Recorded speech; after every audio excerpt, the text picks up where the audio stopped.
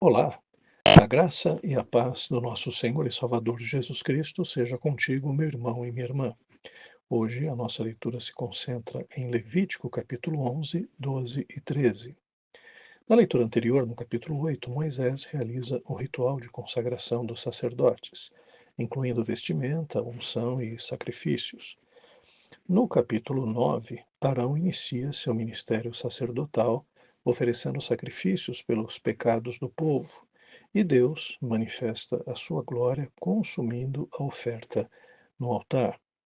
No capítulo 10, um terrível capítulo, os filhos de Arão, Nadab e Abiú, oferecem fogo estranho perante o Senhor e são consumidos pelo fogo divino, demonstrando a seriedade da obediência às instruções de Deus no culto.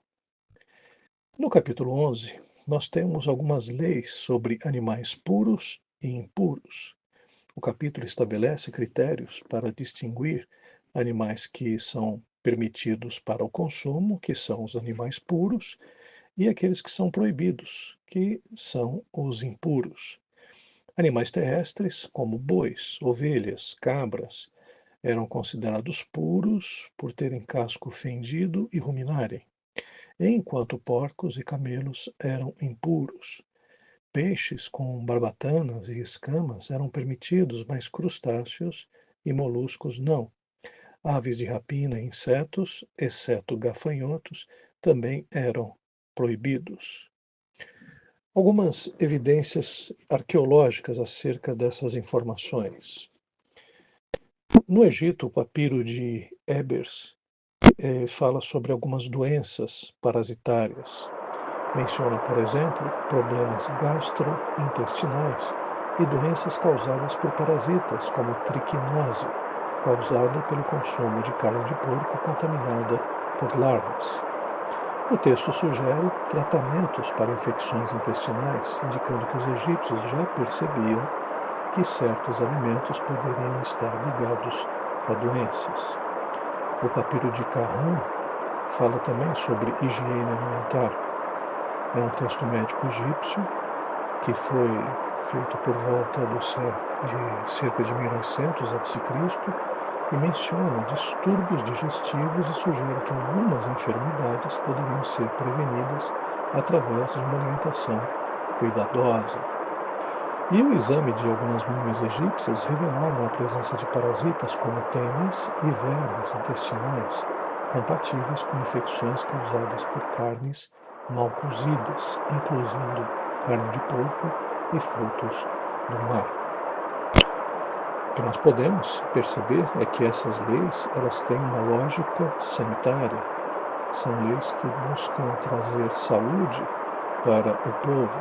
É um método de prevenção justamente para essas doenças que já eram, de certa forma, conhecidas no Egito.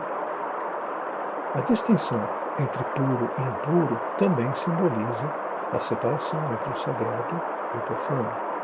Essas leis ensinam sobre discernimento e santidade, mostrando que Deus deseja um povo separado e dedicado a Ele. A obediência a essas regras era uma forma de demonstrar devoção e confiança na sabedoria divina. Lembremos, né, que essas leis são imperativas e são leis que, se forem quebradas, elas não apenas prejudicam as pessoas por causa das questões de saúde, mas consistem em quebra de mandamentos de Deus. No capítulo 12, temos uma lei curiosa a respeito da purificação após o parto. O capítulo 12 trata da purificação da mulher após o parto. Se nascesse um menino, a mãe ficava impura por 7 dias, o bebê era circuncidado no 8º dia e ela permanecia em purificação por mais 33 dias. Ao todo, ela ficaria então 40 dias. Mas se nascesse uma menina, o período de pureza era de 14 dias, seguido por 66, isso é, ficaria 80 dias. Após esse período, então, a mãe apresentava depois uma oferta no templo. O que a gente pode perceber? Essas práticas de isolamento pós-parto eram costumes comuns em várias culturas antigas, visando proteger a saúde da mãe e do recém-nascido. A circuncisão, por sua vez, era um ritual de identidade e aliança com Deus, como nós vemos lá no texto quando foi instituído com Abraão. E também era praticado por povos do Oriente Médio, como é evidenciado em alguns artefatos e textos antigos, principalmente egípcios. Como nós falamos também, a própria circuncisão, ela acabava por ser uma forma também sanitária, de proteção principalmente à mulher no ato sexual, né? A circuncisão garantia maior limpeza do órgão sexual masculino, o que poderia até mesmo trazer menos infecções ou até mesmo câncer do útero às mulheres. O contexto cultural da época indica um aspecto interessante em relação à mulher. No Antigo Oriente Médio havia uma forte ênfase na linhagem masculina, pois os filhos homens herdavam propriedades e davam continuidade ao nome da família, eles eram os primogênitos. E em algumas culturas, o nascimento de uma menina poderia ser visto até como algo indesejável, menos celebrado, e o período prolongado de impureza poderia até estar relacionado a essas tradições sociais da época. Também a gente pode entender que o período de impureza após o parto estava relacionado ao sangue derramado e ao ciclo de purificação, e não a uma punição. Possivelmente o fato de nascer um menino e ele ser mais liberado, com mais rapidez, e a mãe também, queria demonstrar a questão da virilidade masculina, né, ou até mesmo uma indicação de que os meninos são mais fortes do que as meninas. Mas o fato é que também esse tipo de resguardo, ele era uma visão que reforçava a importância da separação entre os sexos e as funções distintas dentro da sociedade israelita. Algumas lições espirituais, a purificação pós-parto simboliza a necessidade de renovação espiritual após eventos significativos da vida. A diferença no período de purificação entre meninos e meninas pode refletir a importância cultural da continuidade reprodutiva. E essa lei também aponta para a necessidade de redenção e gratidão a Deus pela vida. No capítulo 13, temos algumas leis importantes acerca da lepra e também das doenças de pele.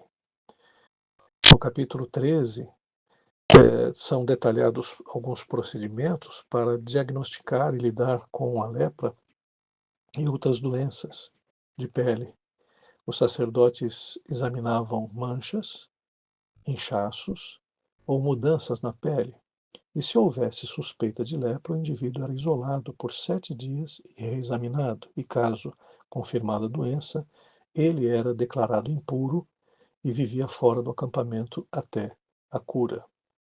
Vamos lembrar, né, que as leis que temos visto nesse capítulo são muito adiantadas em relação ao tempo, porque não se conhece o contágio, mas o que nós percebemos é que essa lei ela prevê de uma forma interessante, né, a necessidade da exclusão ou do isolamento da pessoa doente, justamente para que não haja uma grande continuidade da doença, uma epidemia por conta do contágio. A lepra, em termo genérico, que é para várias doenças de pele, era uma preocupação sanitária no mundo antigo. Alguns textos egípcios e mesopotâmicos também descrevem práticas de isolamento para doenças contagiosas. A Bíblia menciona até manchas em roupas em casas, sugerindo um entendimento até mais avançado de higiene para a época.